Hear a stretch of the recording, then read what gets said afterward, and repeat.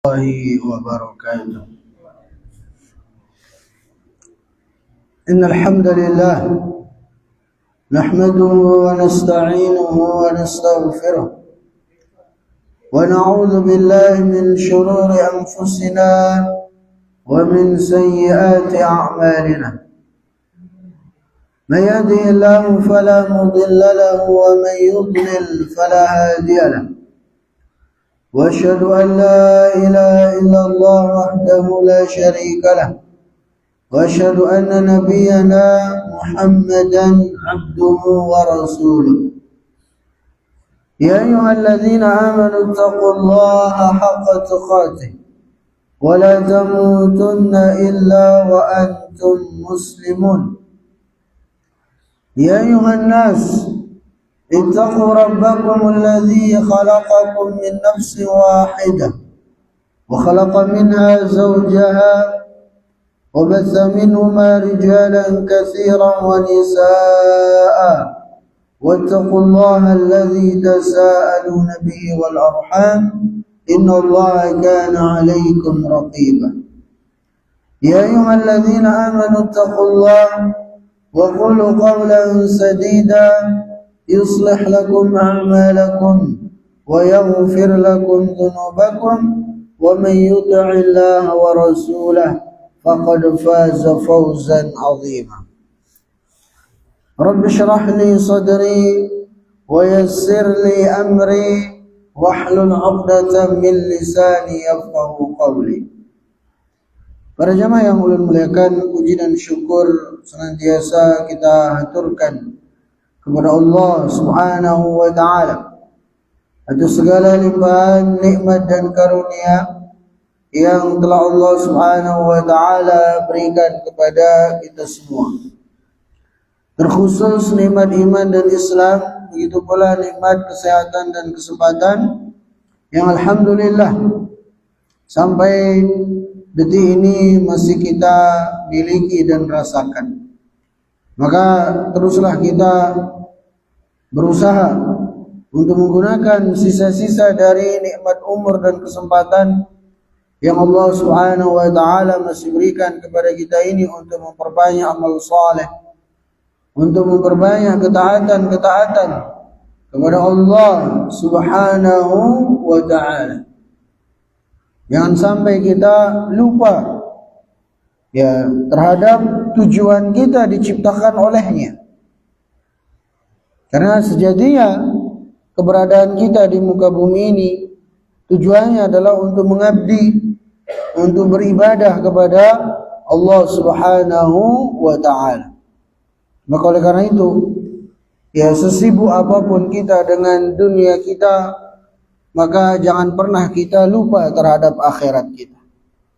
Sesibuk apapun kita dalam mencari rizki, jangan pernah lupa terhadap sang pemberi rizki, itu Allah Subhanahu wa ta'ala. Sesibuk apapun kita dalam pekerjaan kita, kalau sudah ada panggilan azan, segera penuhi panggilannya.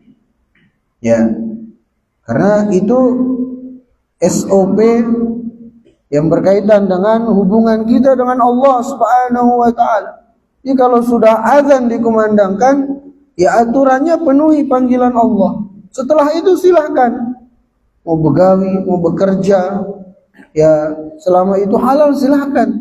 Tapi kalau sudah datang, kalau sudah tiba panggilan waktu sholat, maka mari penuhi kewajiban kita kepada Allah Subhanahu wa ta'ala. Karena sekali lagi kita diciptakan oleh Allah Azza wa Jalla tujuannya untuk mengabdi kepadanya.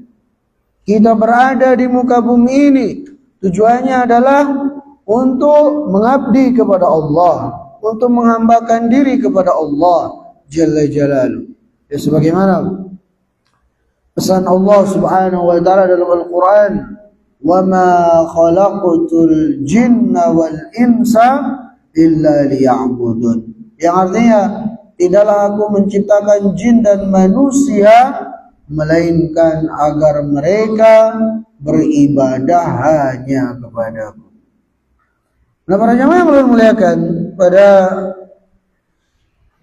kesempatan ini kita akan melanjutkan pembahasan kita dari kitab Riyadhus Shalihin. Itu pembahasan kita masih dalam bab fadliz zuhdi fid dunya wal hathu 'ala taqallul minha. Anjuran untuk bersikap zuhud terhadap dunia. Ya, dan tidak bermewah-mewahan dengannya. Pada kesempatan-kesempatan yang lalu kita sudah sampaikan banyak hal tentang definisi zuhud, tentang tingkatan-tingkatan zuhud. Juga sudah kita sampaikan ya tentang ayat-ayat yang disebutkan oleh Al-Imam An-Nawawi rahimahullahu taala dalam mengawali bab ini. Dan sekarang kita akan masuk pada hadis-hadis yang beliau sebutkan yang berkaitan dengan bab zuhud ini. Hadis yang pertama dalam bab ini itu hadis yang ke-457 dari kitab Riyadhus Shalihin. Ini adalah hadis an Amr ibn Auf al-Ansari anna Rasulullah sallallahu alaihi wasallam ba'atha Aba Ubaidah bin al-Jarrah ila al-Bahrain ya'ti bijizyatiha.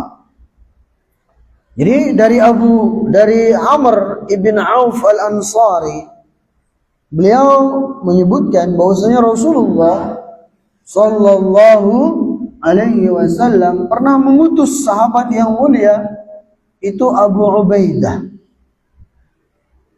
Untuk apa?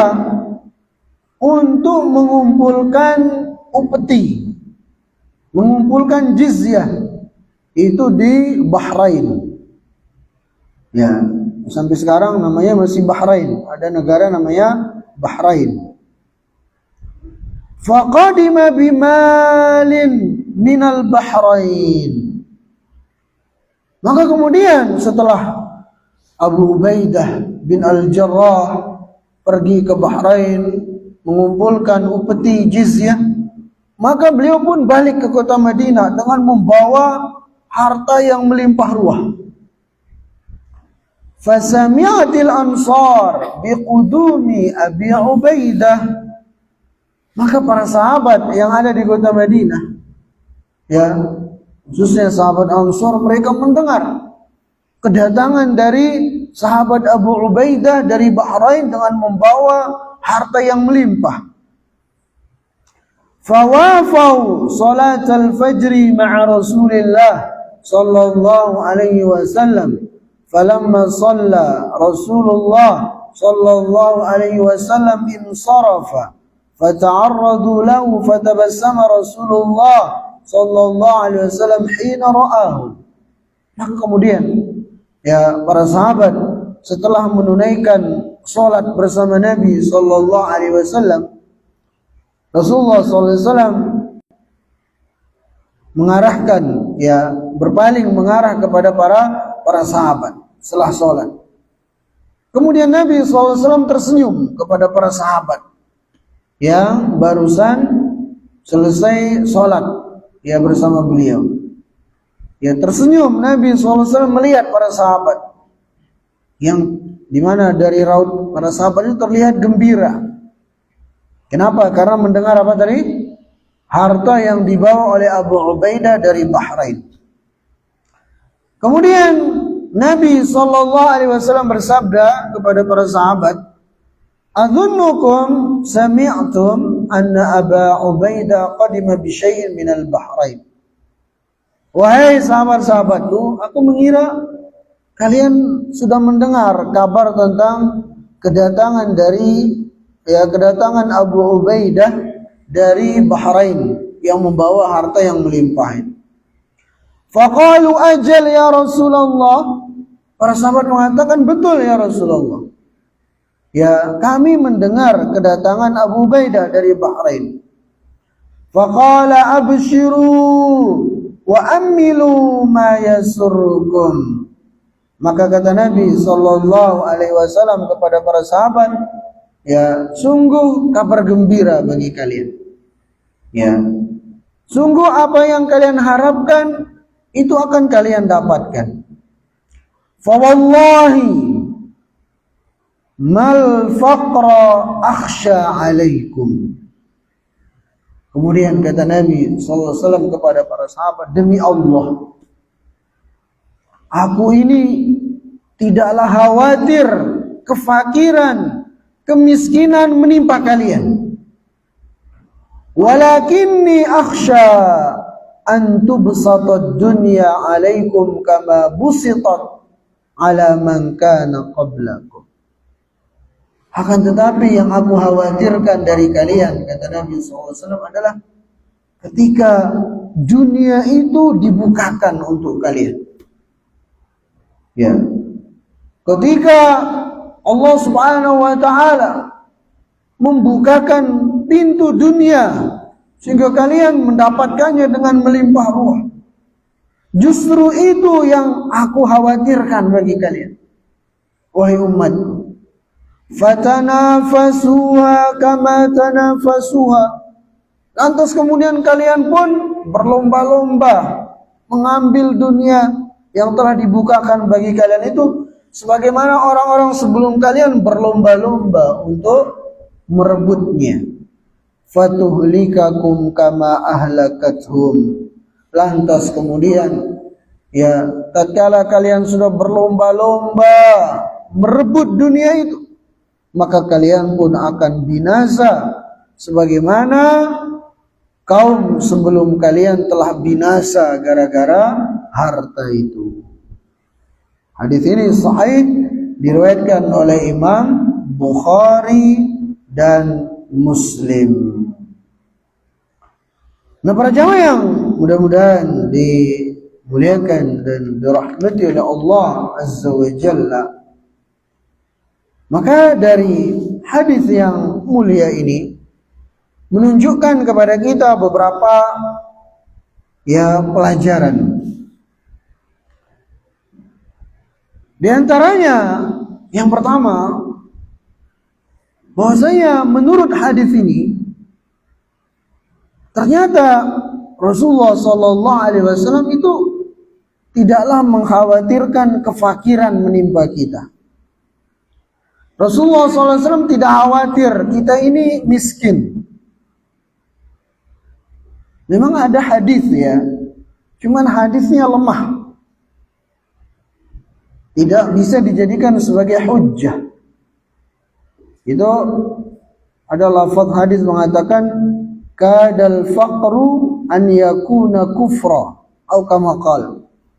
Jadi hampir-hampir kefakiran itu akan menjerumuskan seseorang pada kekufuran. Namun para ulama hadis menyebutkan bahwasanya hadis ini derajatnya lemah. Ya. Maka yang sahih justru sebaliknya. Ya. Bahwasanya yang Nabi SAW khawatirkan dari kita itu bukanlah kefakiran. Justru sebaliknya, yang dikhawatirkan terhadap kita oleh Rasulullah SAW adalah ketika pintu dunia ini dibukakan lebar-lebar bagi kita. Ya, sehingga apa yang terjadi? Ya, banyak orang kemudian gara-gara dunia itu mereka putus silaturahim, berebutan dunia. Ya, gara-gara dunia, rakus terhadap dunia, lupa terhadap akhiratnya. Dan begitu banyak kejadian-kejadian seperti ini. Ya. Dan banyak kita saksikan, ada sebuah keluarga ya, ketika kondisi mereka pas-pasan hidupnya terlihat akur, ya, terlihat adem. Tapi ketika dibukakan bagi mereka pintu rizki, pintu dunia, padahal sudah muncul huru-hara, muncul permusuhan di antara keluarga itu. Ya. Apalagi misalnya Kadang pas orang tuanya wafat, ya rebutan harta warisan dan seterusnya. Banyak kita saksikan seperti itu. Bukan bahkan ya bukan dalam keluarga saja, dalam lingkup keluarga, dalam lingkup yayasan atau semacamnya. Kita saksikan ya, ketika yayasan itu sedang merintis, ya duitnya masih pas-pasan, kadang sulit mereka saling ya bahu membahu untuk bekerja. Tapi ketika yayasan itu sudah besar, ya duit banyak, sumbangan sana sini, sudah mulai saling ya membenci, ya saling memusuhi dan seterusnya. Itulah dia ya dampak buruk dari dunia ini kalau tidak benar cara kita dalam menyikapinya. Nah, maka disinilah ya Rasulullah Sallallahu Alaihi Wasallam mengingatkan kepada kita tentang hal ini. Ya, dan ini bukan berarti kemudian kita nggak boleh jadi orang kaya ya. Kaya itu dalam Islam boleh-boleh saja. Makanya kita lihat para sahabat banyak yang kaya raya. Bahkan dari 10 sahabat yang Rasulullah SAW jamin masuk surga, itu separuhnya orang-orang kaya raya. Ya, Utsman bin Affan, Abu Bakar As-Siddiq, ya, Abdurrahman bin Auf, itu sahabat-sahabat yang kaya raya. Tapi kekayaan mereka itu tidak menjadikan mereka lupa terhadap akhiratnya, begitu. Nah, kemudian para jamaah yang mudah-mudahan dimuliakan dan dirahmati oleh Allah Azza wa Jalla, faedah yang lain yang bisa kita petik dari hadis ini, kata beliau di sini adalah tahdziru man futihat alaihi zahratul ayatid dunya min su'i aqibatiha wa syarri fitnatiha fala yanbaghi an yatma'inna ila zakhrafiha. Itu peringatan bagi orang-orang yang telah dibukakan bagi dia perhiasan dunia ini, ya, dari dampak buruk akibat dunia itu, dari fitnah-fitnah dunia itu.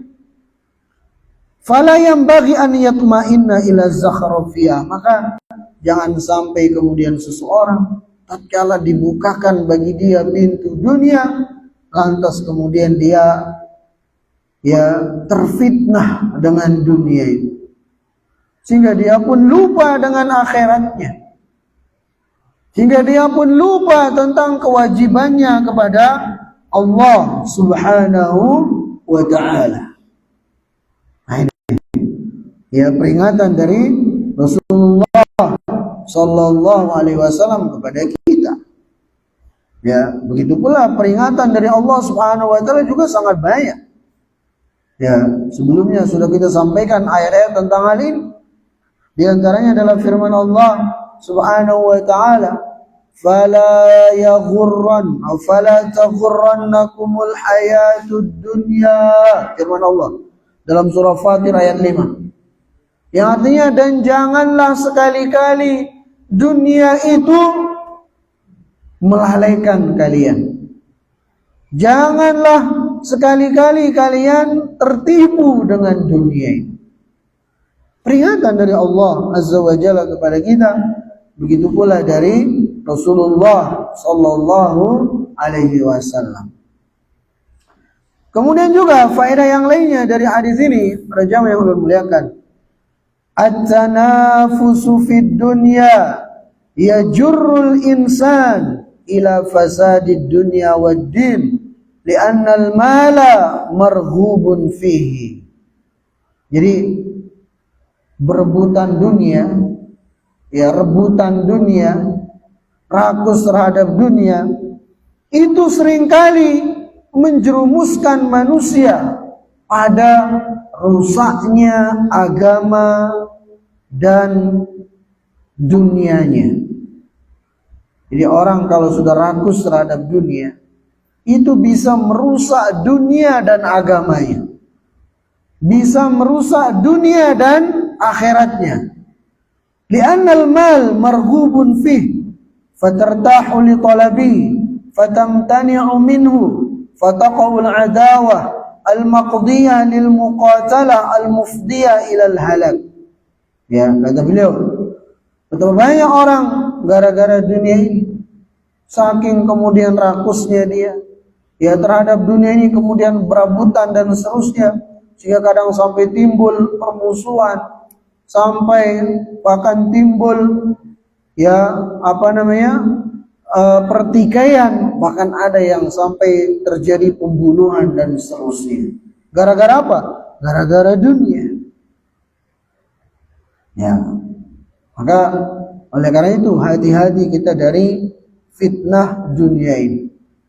Ya, jangan sampai kita silau dengan fitnah dunia ini, dengan syahwat terhadap dunia ini. Jangan sampai kita menjadi budak-budak dunia. Ya, maka disebutkan dalam hadis yang lain bagaimana Rasulullah SAW mendoakan kejelekan, kehinaan bagi orang-orang yang menjadi budak-budak dunia. Kata Nabi SAW, ta'isa abdud dirham, ta'isa abdud dinar, ta'isa abdul khamisah, in u'tiya radiya wa illam yu'ta sakhita. Celaka hamba-hamba dinar, celaka hamba-hamba dirham, celaka hamba-hamba khamisah.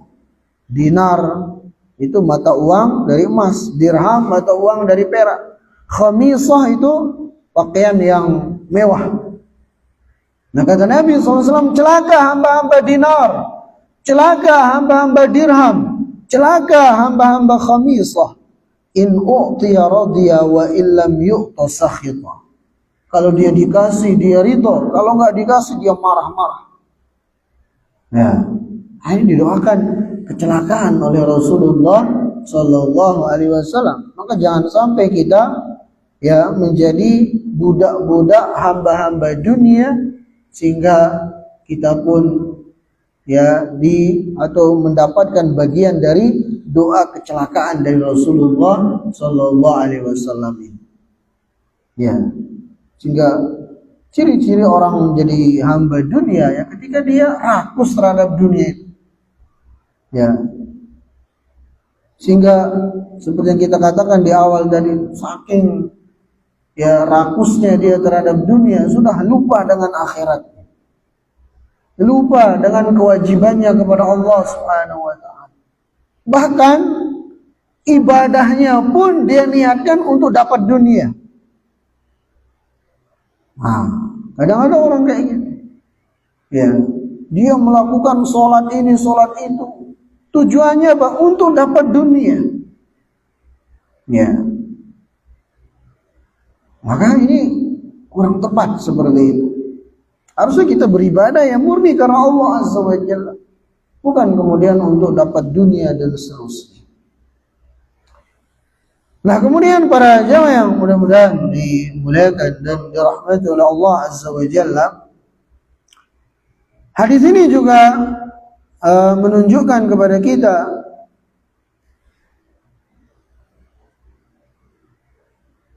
bahwasanya kita dianjurkan untuk mengambil pelajaran dari umat-umat terdahulu. Karena dalam hadis tadi itu yang kita bacakan, bahwasanya Rasulullah SAW bersabda, ya, justru yang aku takutkan kepada kalian adalah tatkala dibukakan bagi kalian dunia sebagaimana telah dibukakan bagi umat-umat terdahulu, sehingga membinasakan mereka. Ya, dan kalian pun akan binasa seperti mereka kalau kalian seperti kondisi mereka. Ini anjuran agar kita mengambil pelajaran dari umat-umat terdahulu, agar jangan sampai kita binasa ya gara-gara dunia ini, sebagaimana yang telah terjadi pada umat terdahulu. Ya, kemudian juga hadis ini menunjukkan kepada kita tentang yang bagi alal amil an ya'tiya bil mal jami' ila imamil muslim yusrifahu kama amarallah. Jadi hadis ini juga menunjukkan kepada kita ya kaitan dengan harta jizyah, harta upeti, Kalau seorang ditugaskan untuk mengumpulkannya, hendaknya dia kembalikan, dia serahkan kepada imam, kepada pemimpin kaum muslimin, lantas kemudian sang imam itulah yang akan membagi-bagikannya kepada rakyatnya. Seperti yang dilakukan oleh Abu Ubaidah dalam hadis ini. Ketika beliau disuruh pergi ke Bahrain mengumpulkan upeti harta jizyah, maka dikumpulkan sehingga mendapatkan harta yang melimpah. Kemudian diserahkan kepada Nabi sallallahu alaihi wasallam, lantas kemudian Nabi sallallahu alaihi wasallam membagi-bagikannya kepada para sahabat ridwanullahu taala alaihim jami'an. Begitu. Nah, itu dia hadis yang ke-457. Kemudian para jamaah yang mudah-mudahan dimuliakan dan dirahmati oleh Allah Azza wa Jalla, hadis yang ke-458. Wa an Abi Sa'id Al-Khudri radhiyallahu anhu qala. Hadis ini diriwayatkan oleh sahabat Abu Sa'id Al-Khudri radhiyallahu anhu, beliau berkata, Jalasa Rasulullah sallallahu alaihi wasallam 'ala al-mimbar wa jalasna haulahu. Rasulullah sallallahu alaihi wasallam pernah duduk di atas mimbar. Ya. Cuman mimbarnya Nabi sallallahu alaihi wasallam bukan seperti ini sehingga beliau duduk di atas, enggak ya. Mimbarnya Nabi sallallahu alaihi wasallam itu berbentuk tangga. Tangga ada 3 tangga, 1, 2, 3. Nah, Nabi SAW duduk di tangga yang ketiga. Ya, duduk di tangga ketiga. Ya. Kemudian kata Abu Sa'id Al-Khudri, fajalasna haulahu. Kami pun duduk di sekitar Rasulullah sallallahu alaihi wasallam. Berarti posisi Nabi di atas mimbar duduk. Kemudian para sahabat duduk di sekelilingnya Rasulullah sallallahu alaihi wasallam. Faqala, kemudian Rasulullah sallallahu alaihi wasallam bersabda, kata Abu Sa'id Al-Khudri, Inna mimma akhafu alaikum min ba'di ma yuftahu alaikum min zahratid dunya wa zinataha. Jar Nabi SAW sambil beliau berada di atas mimbar duduk tadi. Sungguh yang aku takutkan, yang aku khawatirkan bagi kalian, wahai sahabat-sahabat, dan sekaligus yang Nabi SAW khawatirkan kepada kita sebagai umatnya apa? Ma yuftahu alaikum min zahratid dunya. Itu tatkala dibukakan bagi kalian perhiasan-perhiasan dunia. Wa zinataha. Itu tatkala dibukakan bagi kalian zahratid dunya. Ya, keindahan, kemewahan dan perhiasan-perhiasan dunia. Muttafaqun alaih. Hadis ini diriwayatkan oleh Imam Bukhari, Muslim, dan disepakati oleh beliau berdua. Nah, dari hadis yang singkat ini, ya, sebenarnya mirip dengan hadis sebelumnya tadi itu. Kita bisa mengambil beberapa pelajaran yang disebutkan oleh Syekh di sini. Itu yang pertama, at-ta'alluq bid-dunya yufsidud din wa yushghilu 'anil akhirah. Hadis ini menunjukkan kepada kita bahwasanya orang tatkala dia sudah terkekang dengan dunia, ketika hatinya itu sudah terpaut dengan dunia, itu akan bisa merusak agamanya dan akan bisa menyibukkan dia, melalaikan dia dari akhiratnya. Ya, dan ini yang ditakutkan, dikhawatirkan oleh Rasulullah SAW kepada kita. Ya, dan mungkin ini kita rasakan sendiri ya, para jamaah yang Allah muliakan. Ya, ketika dunia itu dibukakan bagi kita.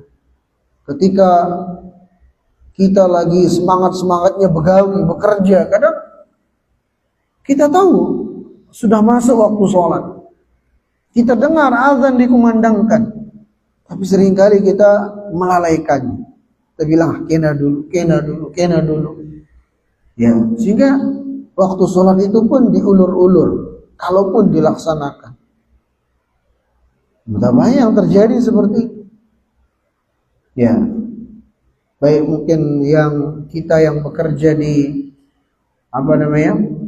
sebagai penjual misalnya, kadang kita saksikan, padahal cuma jualannya jual kecil-kecilan, jualannya dekat masjid, azan masya Allah, dia lihat orang pergi ke masjid, ya, dia dengar suara iqamah, bahkan dia dengar suara imam membaca bacaan-bacaan ketika sholat, sama sekali nggak tergerak hatinya untuk datang ke masjid menunaikan sholat itu. Padahal posisi jualannya itu dekat masjid. Ya, ini yang dikhawatirkan oleh Nabi SAW. Sibuknya kita terhadap dunia melalaikan kita dari akhirat. Ya, atau mungkin kita yang begawinya jadi tukang misalnya. Ya, seringkali terlewat. Ya, apa salahnya ketika azan dikumandangkan kita berhenti setumat, tunaikan perintah Allah Azza wa Jalla. Nggak lama, paling 10 menit lah paling lama sholat itu. Kembali lagi begawi. Ya.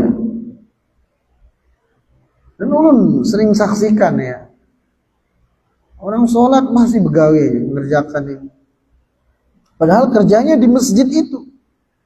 Ya, lagi bangun di musola itu orang sholat, enggak ikut sholat.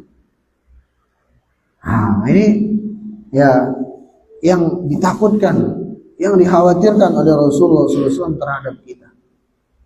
Saking sibuknya kita mencari dunia itu, lupa kita dengan akhirat kita. Ya. Kemudian juga syafaqatur Rasul ala ummati wa hirsu ala najatihim wa rahmati bihim. Hadis ini juga menunjukkan kepada kita tentang bagaimana cintanya Rasulullah sallallahu alaihi wasallam kepada umatnya. Bagaimana semangatnya Rasulullah sallallahu alaihi wasallam agar umat beliau itu diselamatkan dari api neraka. Bagaimana rahmatnya, besarnya kasih sayang Rasulullah SAW kepada kita sebagai umatnya, sehingga beliau jauh-jauh hari sudah mengingatkan kepada kita. Ya, jangan kalian tertipu dengan dunia, jangan sampai dunia itu melalaikan kalian dari akhirat kalian. Betapa banyak hadis-hadis beliau mengingatkan kita tentang hal ini. Kenapa? Karena saking cintanya beliau kepada kita, saking sayangnya beliau kepada kita sebagai umatnya. Ya. Kemudian juga ikhbar minan Nabi SAW an hali ummati wa ma sayuftahu alaiha min zinatil ayatid dunya wa fitnatiha. Hadis ini juga menunjukkan kepada kita tentang kabar dari Rasulullah SAW tentang bahwasanya umat beliau pada akhirnya nanti akan dibukakan bagi mereka pintu dunia ini. Kemewahan-kemewahan dunia Allah akan berikan. Nah, ini terjadi sejak zaman para sahabat, khususnya zaman Umar bin Khattab radhiyallahu taala anhu. Ya, di mana pada zaman Umar bin Khattab itu para sahabat bisa menaklukkan kerajaan Persia. Ya. Sampai rajanya kalau tidak salah terbunuh. Sehingga Persia itu ditaklukkan oleh para sahabat kalau berjihad. Anak-anak dari Raja Persia, Raja Kisra itu ditawan. Sehingga salah satunya namanya Shah Jihan itu diberikan kepada cucunya Nabi SAW, Husain ibn Ali bin Abi Thalib, untuk dijadikan sebagai budak. Tapi kata Husain, ya dia ini tidak saya jadikan sebagai budak, tapi dia adalah istri saya. Dinikahi oleh Husain ibn Ali bin Abi Thalib. Ya, memang dan mas-masan ya, dan semuanya itu didapatkan sebagai ghanimah atau rampasan perang. Ya, sehingga dibukakan dunia itu selebar-lebarnya pada saat itu. Namun para sahabat mereka ya tidak seperti kita. Dalam artian bagi mereka dunia itu hanya sebagai jembatan untuk akhirat begitu. Ya, namun walaupun demikian banyak dari para sahabat yang justru takut. Ya, takut untuk menikmati kenikmatan-kenikmatan dunia itu. Ya, seperti kisah siapa yang pernah kita sampaikan pada kesempatan yang lalu, Abdurrahman bin Auf atau yang lainnya. Ya, anaknya menceritakan ketika beliau berpuasa, kemudian dihidangkan bagi beliau makanan yang mewah, beliau menangis. Ya, mengingat perjuangan sahabat-sahabat yang di awal-awal Islam yang mereka belum melihat kemewahan ini. Beliau mengingat bagaimana siapa? Mus'ab bin Umair ketika wafat pada saat perang Uhud. Di sana nggak ada yang bisa digunakan untuk menutup jasadnya. Ya, sehingga kalau ditutup kecuali satu helai kain yang pendek. Kalau ditutup kakinya, kepalanya kelihatan. Ditutup kepalanya, kakinya kelihatan. Saking nggak ada kain waktu itu. Sehingga kata Nabi SAW sudah tutup kepalanya, kakinya tutup dengan rumput idkhir. Itu diingat oleh siapa? Sa'ad bin Abi Waqqas atau Abdurrahman bin Auf. Kemudian beliau mengatakan, aku khawatir dengan dibukakan bagi kita dunia ini sebagai balasan yang disegerakan bagi kita di dunia. Kemudian di akhirat kita nggak mendapatkan apa-apa, kata beliau. Kemudian beliau menangis sejadi-jadinya dan beliau tidak jadi memakan hidangan yang mewah itu. Seperti itu para sahabat ridwanullah taala alaihim jami'an, dia takutnya kepada Allah Subhanahu wa taala. Ya. Nah, jadi para jamaah yang mudah-mudahan dimuliakan dan dirahmati oleh Allah Azza wa Jalla, bahwasanya Rasulullah SAW ya telah mengabarkan bahwasanya nanti pada saatnya dunia itu akan dibuka selebar-lebarnya bagi umat beliau, dan betul adanya. Ya, karena Nabi SAW tidaklah berbicara kecuali atas dasar wahyu dari Allah Subhanahu wa ta'ala. Kemudian hadis yang ke-459. Berapa menit lagi? Ya, satu hadis lagi. Wa anhu anna Rasulullah sallallahu alaihi wasallam qala. Hadis ini juga diriwayatkan oleh Abu Sa'id Al-Khudri bahwasanya Rasulullah sallallahu alaihi wasallam bersabda, "Inna dunya hulwatun khadirah." Yang artinya sesungguhnya dunia itu manis dan hijau.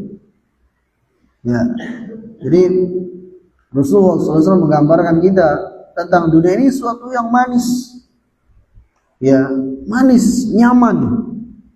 Sesuatu yang hijau, nyaman untuk dipandang.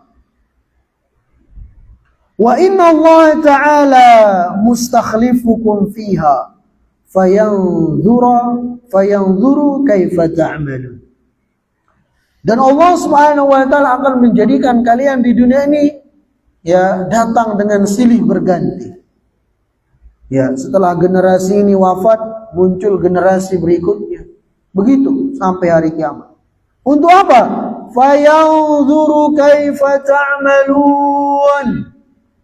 Untuk Allah Subhanahu wa taala melihat amal perbuatan kalian di dunia ini. Kemudian kata Nabi sallallahu alaihi wasallam, "Fattaqud dunya wattaqun nisa."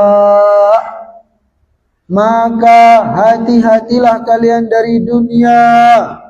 Begitu pula hati-hatilah kalian dari wanita. Rawahu Muslim. Hadis ini diriwayatkan oleh Imam Muslim. Nah, para jamaah yang mudah-mudahan dimuliakan dan dirahmati oleh Allah Azza wa Jalla, dari hadis yang mulia ini ada beberapa pesan-pesan yang bisa kita simpulkan. Yang pertama, dalam hadis ini Rasulullah SAW menggambarkan kepada kita tentang bagaimana manis dan indahnya dunia ini. Ya. Sehingga begitu banyak orang-orang yang tergiur dengannya. Begitu banyak orang-orang yang kemudian tertipu dengan hijaunya, dengan manisnya, dengan gemerlapnya dunia ini. Ya. Kemudian juga faedah yang lainnya dari hadis ini, bahwasanya Allah Subhanahu wa taala menjadikan kita hidup di muka bumi ini. Tujuannya apa?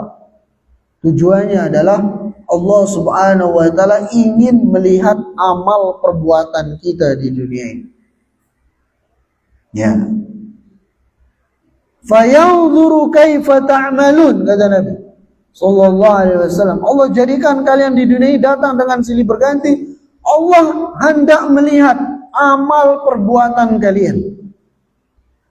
Ya, apa yang kita lakukan di dunia ini, itu semua dilihat oleh Allah Subhanahu wa taala, bahkan dicatat rapi oleh malaikat raqib dan atid tanpa ada yang terlupa, tanpa ada yang terluput sedikit pun.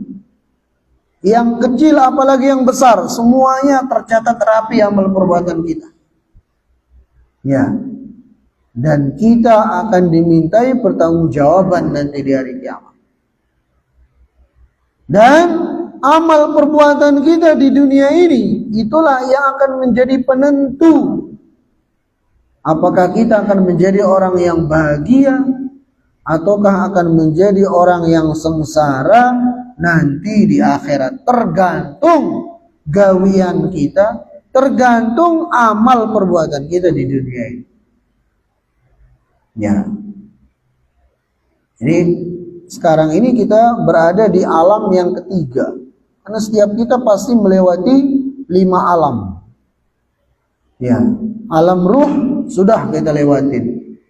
Alam janin sudah kita lewatin. Sekarang kita sedang berada di tengah-tengah alam dunia. Nah, untuk menentukan bahagia atau sengsaranya kita di 2 alam berikutnya, alam barzakh, alam kubur, dengan alam akhirat, adalah apa yang kita lakukan di alam dunia ini. Memang stumat di dunia ini. Ya, umur umatku, jar Nabi SAW, antara 60 sampai 70 tahun, sedikit yang lebih dari. Ya, belum dikurangi masa balik kita dan seterusnya. Sedikit. Tapi inilah yang menjadi penentu bahagia atau sengsaranya kita nanti di alam barzah dan alam akhirat. Begitu. Ya, jadi Allah Azza wa Jalla ingin melihat amal perbuatan kita. Kemudian faedah yang lainnya dari hadis ini, para jamaah yang Allah muliakan, peringatan dari Rasulullah sallallahu alaihi wasallam kepada kita agar kita hati-hati dari 2 ujian besar, 2 fitnah besar di dunia ini. Ya, itu fitnah syahwat. Syahwat terhadap dunia, kemudian syahwat terhadap wanita. Dan memang 2 hal ini banyak merusak manusia. Gara-gara syahwat terhadap dunia, ya, sehingga rusak hubungan silaturahim, terjadi permusuhan, bahkan terjadi pembunuhan, terjadi perampokan, terjadi pembegalan, ya, dan seterusnya. Itu semua gara-gara syahwat terhadap dunia, gara-gara rakus terhadap dunia. Ya. Kemudian juga yang tidak kalah dahsyatnya ujian di dunia ini adalah fitnah wanita. Betul banyak orang-orang yang rusak ya agamanya, rusak akhiratnya gara-gara wanita. Hingga terjadi perselingkuhan, terjadi perzinahan. Ya, mulai dari zina mata, ya, zina tangan, sampai kemudian zina kemaluan, na'udzubillah. Ya, itu semua gara-gara fitnah lawan jenis. Nah, maka hati-hati kita dari dua fitnah. Ini jauh-jauh hari diingatkan oleh Rasulullah SAW kepada kita. Fattaqud dunya wattaqun nisa, jar beliau. Hati-hatilah kalian terhadap dunia dan hati-hatilah kalian terhadap wanita. Ya, karena lanjutan dari hadis ini kata Nabi SAW, sesungguhnya fitnah yang paling besar yang telah merusak Bani Israel adalah fitnah wanita. Nah, para jamaah yang mudah-mudahan dimuliakan dan dirahmati oleh Allah Azza wa Jalla, ya ini yang mungkin bisa ulun sampaikan pada kesempatan ini dari beberapa hadis ya dalam kitab Riyadhus Shalihin dalam bab zuhud ini. Insyaallah kita akan lanjutkan pada kesempatan yang akan datang. Naktafi bihadzal qadar, subhanakallahumma wa bihamdika, asyhadu an la ilaha illa anta, astaghfiruka wa atubu ilaik. Assalamualaikum warahmatullahi wabarakatuh.